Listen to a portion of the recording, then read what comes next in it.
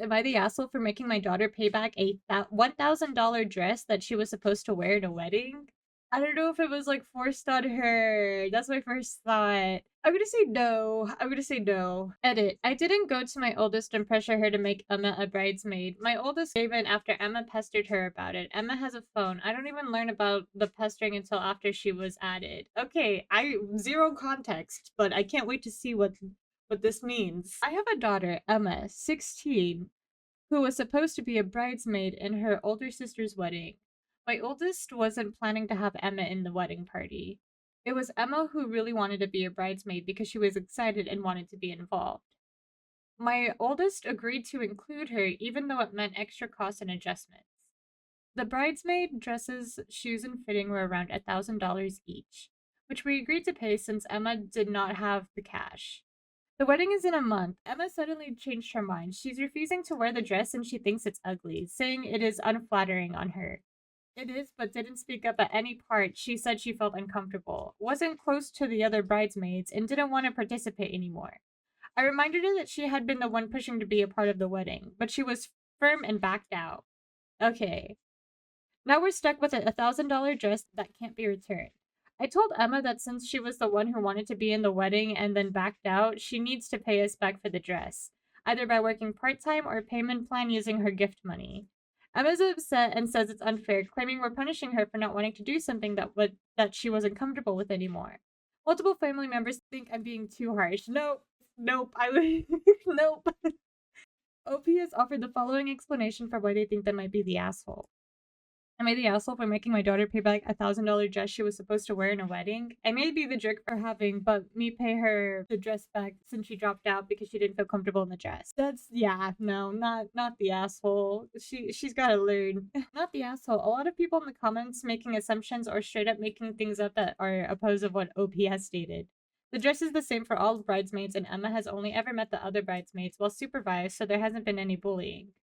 The bride didn't even want Emma as a bridesmaid. This is something that Emma pushed for. The fact that she's 16 and bulldozed her way into a position as a bridesmaid, and now that she's realized the style of the dress isn't ideal, she's throwing a tantrum. Frankly, how she feels about the dress doesn't matter. The wedding is about the bride, and the bride picked the same dress for all the bridesmaids and didn't even want Emma there. Emma pushed for this, so she should either suck it up and wear the dress, or she should take responsibility for her decisions and pay back the cost of the dress.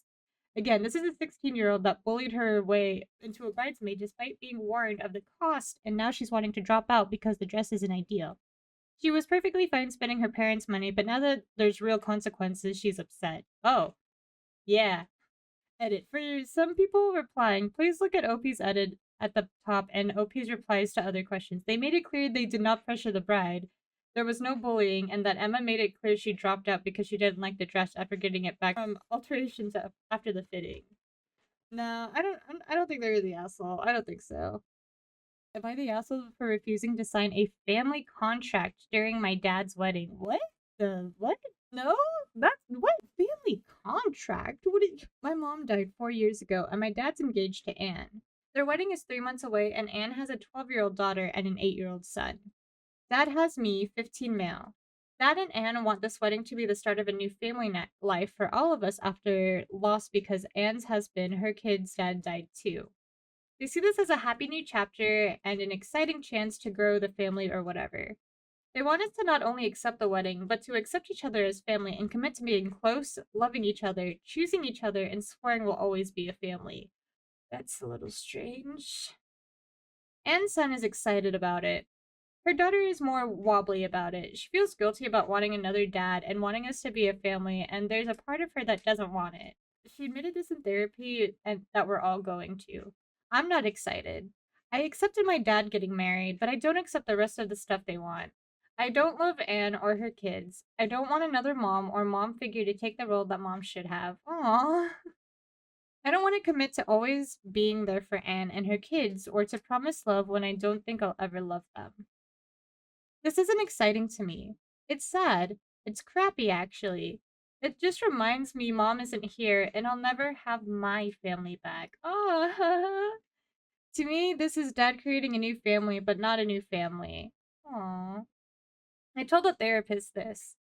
She wants this to be a discussion when the other kids aren't there, but so far Anne doesn't want any sessions that don't include her kids. Oof. The contract was mentioned in therapy. Our therapist tried to discourage it, but my dad and Anne said they wanted to be more than just them, but all of us. Oh my god. They asked us in therapy if we'd sign it, and I said no. I was the only one. Anne's kids looked sad and that I said no. Aww. Anne looked offended and really surprised that I didn't think she realized someone could say no. My dad looked unhappy with me, but he didn't say anything.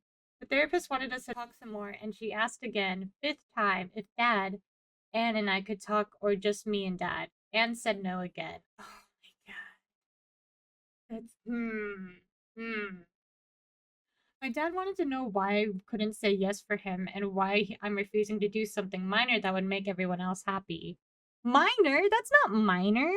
He told me one day in the future I'll be so glad I was open to doing it because we'll all be so close and it will be a nice reminder. No, not the asshole. Oh my god. OPs offered the following explanation for why they think I might be the asshole. I refused to sign a family contract thing at my dad's wedding, and I know how much it means to my dad and his almost wife and her kids, so I might be the asshole for refusing to sign it, even if it's all just pretending on my part. It really isn't legally binding or anything, so that part could also add the cause of the case of me being an asshole. No, what the hell? No. Not the asshole. My brother-in-law and his second wife tried to do this when they got married and blended their families 10 years ago. The kids wanted no part of it. They didn't like each other, but the parents went ahead with the marriage and the family contract and stuff. Things never improved, and now brother-in-law is getting a divorce for the second time. Damn. Am I the asshole for needing more time to sort out how I feel about the babysitter erasing a love note from my late husband? What? No, but I feel like no, no. I guess we'll see. My late husband, would be 44 male and I, 43 female, used to leave each other notes in dry erase marker on the mirror and on the counter by the coffee maker. When he passed away 3 years ago, I put tape over his notes to preserve them, seemingly forever. Having 3 young children, I hired a babysitter to help out. She's been with us for a year, and one of the first things I pointed out was the notes. The other day, she removed the tape and wiped away the notes, stating she wasn't thinking and was just trying to help clean up what she thought was something the kids did. It said, "Forever, my girl." Aww. Being rather upset, but also open to the idea that it has been 3 years, maybe it's time to remove the notes. I told her I needed space to figure things out. I'm leaning towards asking her not to come back because I can't get over it. It seems intentional on some level, but that may just be my hurt talking. Even if it's a lapse in judgment, I wanted to be the one to take it off when ready. It's been 2 days and I'm still not ready to have her back yet, and she keeps asking if she can work. Oh, am I the asshole for wanting to say no, for wanting to say I can't move past this? Thanks, y'all. Oh. OP has offered the following explanation for why they might be the asshole. The action I've taken is not to have her return to work for removing something left by my late husband. She says it was a mistake, but I don't trust that it is. 2 days, I feel like, I mean, it is someone's livelihood. It could have just really been an honest mistake, but I don't know. I don't think they're the asshole. I mean, it is just a mistake, but this is like something that might take a person a minute to get over. And it's only been a couple of days. She wasn't even open, like, Opie wasn't even open to the idea of grieving, like, I guess, like, letting go at any time. It's crazy. It seems intentional on some level, but that might be my hurt talking. She's worked for you for a whole year. The notes were shown to her and explained from the get go, but one day she just forgot and thought one of the children wrote my forever girl to you. Not buying it. She's probably one of those people who think grief has an appropriate timeline and an expiration date, and that people need to be forcefully helped along. This was not her place in any form or fashion. It's pretty outrageous. Even if it had been an accident, you're still deeply upset, and you're allowed to no longer want to employ someone who has caused you grief. Not the asshole. Take care of yourself. I'm sorry this happened to you. I don't know. I mean, I can see it being an accident, especially when you've got like the kids and then like you've got a lot going on and stuff. Because I mean, everybody goes into autopilot, but I mean, this is a pretty big thing to go into autopilot, regardless. And it's been a few days. I don't think Opie's the asshole. Am I the asshole for assuming I was invited to my cousin's wedding and making a scene when I found out I wasn't? This feels like a yes. My 18 female cousin's 22 female wedding was this weekend. I'll call her Mary. Growing up, we were pretty close as me and my siblings, 20 female and 23 male, often went to Mary's house. Lately, we haven't seen each other much because of all of them moved away for college, but it's still nice to see each other at family events. A year and a half ago, she met her now husband. He was invited to Christmas, Easter, and every family event since then. When he was there, I noticed that Mary was a lot more distant than usual and barely talked to me but talked with my siblings all night. I figured it was probably just because of our age difference. A few months ago, we got an invitation to their wedding in the mail, or at least my parents did. My name wasn't mentioned in the invitation, which was addressed to our last names. But since I still live with my parents and my brother and sister both got one, I assumed I was included, and so did my parents. But Mary's face dropped when she saw me. She pretended to smile, but I could see something was bothering her. Hmm. The wedding went on, but during the cocktail, Mary came up to me and asked me why I came since she didn't send me an invitation. I was taken aback a bit, but told her that we assumed I was included and asked her why she didn't invite me. She avoided the question, but after insisting a bit, she told me she wanted her husband's family to have a good impression of her family and didn't want them to know that her cousin was a lesbian because she wanted to have a normal family. What? What? What? For context, our family is pretty open minded, and all of them accept me, but her husband and his family are a lot more traditional and conservative. What I don't understand is I don't look gay, whatever that means, and they would have never have known unless someone told them. I was so shocked. I told her that she was sick for caring about impressing a bunch of bigots more than her own cousin. She got mad at me, and we both got a bit loud, which attracted attention. People came to find out what was happening. When they found out, my parents said that she was being mean and shouldn't have made a big deal about this. A bunch of other people said that it was wrong for me to come when I wasn't invited. Mary started telling me to leave, so I stormed off. Since, I have been receiving texts from her and her parents saying that I was a bitch for coming, making a scene and ruining her big day. I understand that it's her wedding, but she can invite whoever she wants. But her words were so hurtful, and I genuinely thought I was invited. But I know it's wrong that I caused such a scene on her wedding day. Maybe I should have just left and not said anything. Am I the asshole? I mean, you could have confirmed. Like, you literally could have just sent out a text instead of just assume. But I mean, like, that's one of those where it's like hindsight. I don't know. OP has offered the following explanation for why they think they might be the asshole. I might be the asshole because I came to her wedding when I wasn't invited and then caused a bit of a scene. I maybe they both just suck. Because I mean, if she wasn't sure, you could have asked. But it's also family if you're like really close. But I mean, I don't know. I don't know. The moment it did just turn into a scene, I have no idea. Because it is kind of her big day, but it's really messed up. It is really messed up that you didn't want your cousin around, you didn't want a family member because of like just who they are. And you do want to impress somebody else, you know?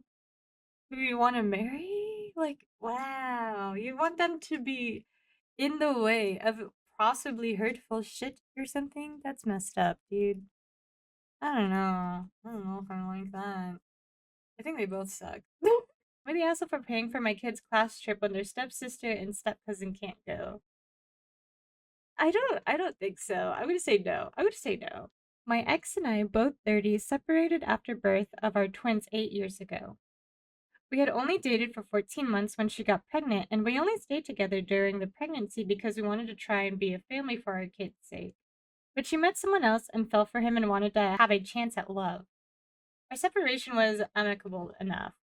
We co-parented well for the first 2 years. When she met her husband, not the guy she fell in love with during our relationship, things changed. Oh, he was a single father and a sole provider for his daughter, who was the same age as our kids, and she declared I would be responsible for including her like she was my child too if I was buying gifts or doing anything fun with our kids. It's a little weird. That's a little weird to me. This started us on a bad path, and now we parallel parent instead of co parent because I was expected to babysit her stepkid and nephew and now younger daughter when I wanted to have fun with my kids, and I was supposed to spend equally across all kids for gifts. I mean, I can understand like not having her feel like discluded and stuff. I don't know. X and I have 50-50 custody. Nobody pays child support because we both have our kids an equal amount of time. My kids and I are close. I do not include the other children at their mom's house when I have them, and I do not interact with those other children. 3 years ago, their stepdad's nephew moved in with them, and a year later, their mom and stepdad had a baby daughter together, so they had a stepsister, stepcousin, and a half sister at the house, and my ex is expecting again, potentially. Whoa. Big family, though. This is partially where the fight comes in. The school the kids go to is small, so they're in the same class as the steps. And they have a class trip coming up in November to an interactive museum. It's expensive for a class trip at their age, but I can afford it and the kids want to go, so I paid. But my ex was pissed. She and her husband can't afford to send the stepdaughter and nephew, and my ex told me I should either pay for all of four to go or all four could miss it. I don't like that. I said no. I told her I have the right to pay for them to go, and the trip falls during my parenting time so I can send them. Her husband told me I was sabotaging their family and being a dick to kids who get to see their family go on a class trip they can't be a part of. He told me I should care more about all the kids. My ex backed him, of course, and said the kids hating each other would be all on me. Am I the asshole? No. That's just I feel like that's not really an asshole. Like I'm trying like it does suck. It's just I don't know, it just doesn't feel right. I don't know. OP has offered the following explanation for why they think they might be the asshole. I paid for my kids to go on a class trip, even though their stepsister and stepcousin can't go too. This might make me the asshole because they live with these other kids 50% of the time, and I didn't offer to pay for all the kids to experience it, just my kids.